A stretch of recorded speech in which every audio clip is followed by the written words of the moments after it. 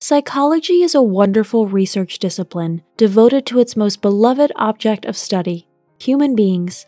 It always has amazing insights to offer about our species, and who's to say we can't use some of them for our own purposes? Interpersonal interaction is a vast area that does not automatically become easier, even in times of increasing digitalization and better means of communication. Rather, the opposite seems to be the case. Anyone who has a lot to do with other people knows the stumbling blocks and pitfalls. Nevertheless, we have to find ways and means to get along with each other in the best possible way.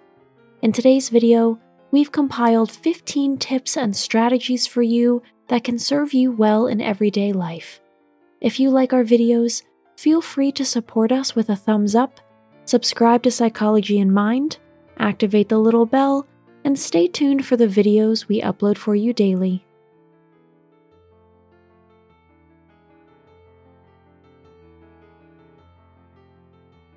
Number 1. Eyes on your feet. During a conversation, if you want to find out if the person you're talking to is really interested in the conversation or in you, look at their feet. If they are pointing in your direction, all is well. If they are pointing somewhere else, your conversation partner would prefer to be somewhere else already. Number 2. Those who are silent get answers. An old trick, but one that still works perfectly, is to respond with silence to a person whose answer seems insufficient. The longer we manage to look him in the eye in silence and wait for an answer, the more he feels compelled to add to his meager explanations. Number 3. Let it rip. On the next date, if you want to increase your chances, you should forego the dignified meal or the romantic walk. Instead, suggest a horror movie or a ride on a high-wire cable car. If there is a carnival in your city, you can also go on a roller coaster ride. This way, you make adrenaline your ally. Your date will associate the exciting moments and tingling emotions of this successful evening with you very directly. Number 4. Use passive rather than active language. Instead of saying you didn't finish the presentation on time, use passive construction. The presentation was not completed on time. This takes the edge off any criticism. There is no finger pointing, and the message still gets through to the other end. Number 5. Small gifts maintain sympathy.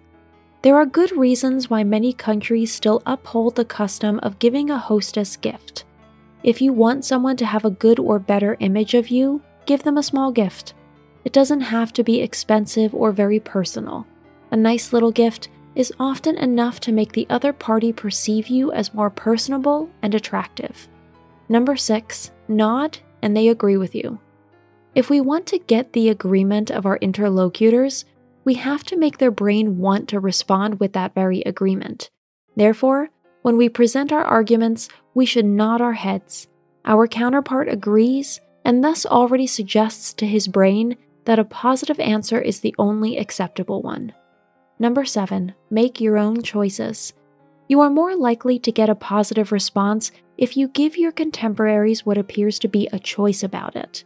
So don't ask them if they would do this or that, but suggest 2 choices that are both within your desired target. Waiters in restaurants, for example, use this tactic. They don't ask if we want a side dish with the main course, but if we prefer potatoes or fries. Number 8. Call people by their name. This simple trick is basically priceless. Greet the people around you by their name. In a split second, this gets you sympathy points and recognition without really having done anything to earn it. Number 9. Who laughs with you? If you want to find out who is on your side within a group, observe these people when they are happily together. If there is general laughter, perhaps because someone has told a joke, observe who is looking in your direction. She or he wants to be on the same wavelength as you and is watching your reaction to what is happening. You'll also recognize another dynamic within that group. Those who look at each other while laughing are especially close. Number 10. Take the wind out of the joker's sails. Someone is poking fun at your expense? No problem, but it shouldn't become a habit. If you want to stop this behavior gracefully, ask the prankster to repeat the joke. You can either pretend you didn't hear him or didn't understand. No joke in the world gets better by having to be explained or spread around. For the self-proclaimed prankster, the embarrassment will be remembered and more likely not repeated.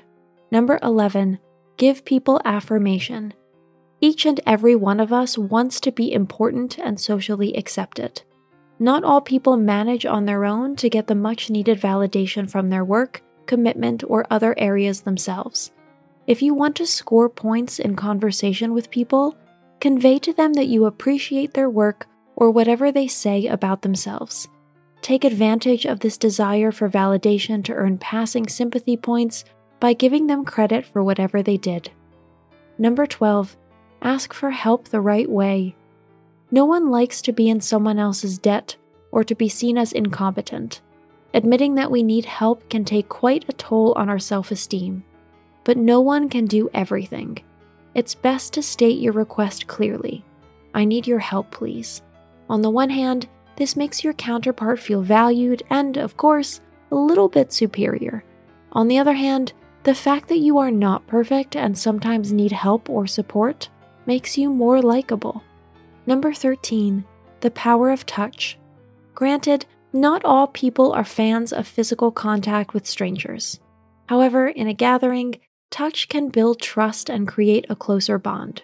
For example, putting your hand briefly on someone's shoulder or arm while you're having a great conversation will reinforce the positive effect of the conversation. Number 14, mirror, mirror. Mirroring the body language of our counterpart is already a well-known trick. With it, we take advantage of the fact that we automatically find those people more likable who imitate our gestures and facial expressions, whether consciously or unconsciously. Number 15, be close to your enemies. This tip is helpful when a discussion or meeting threatens to escalate. If you notice that a person is taking a stand against you, sit near her. She'll calm down and curb her temper in no time, though probably not her counter-arguments.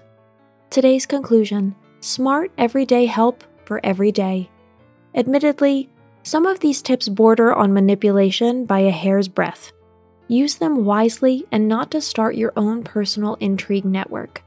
The interpersonal sphere is sometimes difficult, but manageable and in any case always necessary. We are social beings who still need the protection of the group. If we have to reach into the psychological bag of tricks once in a while for this, it is a small price to pay for things to run smoothly in the world. Or to paraphrase the great General Hannibal, either we find a way or we make one. That's it for today. Thanks for watching. Did you find this information helpful? Do you have experience with it? We would love to hear from you. Leave a comment below and let us know your thoughts. For more resources about mental health, self-improvement, and psychology, visit our website. You'll find the link in the video description where you can also connect with us on social media and sign up for our email list. Take care of yourself and have a beautiful day.